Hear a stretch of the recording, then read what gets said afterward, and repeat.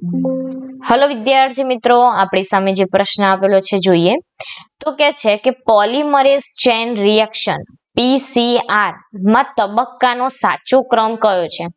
હવે અહીંયા પ્રશ્ન જોજો, આપણને શું કીધું છે કે PCR નો સાચો ક્રમ શોધવાનું કીધું છે અને ક્રમ કયો છે કે સૌપ્રથમ એની પ્રક્રિયામાં વિનૈસર્ગીકરણ આવશે, પછી બીજા નંબરે કઈ પ્રક્રિયા આવશે તાપમાનોશીતનની,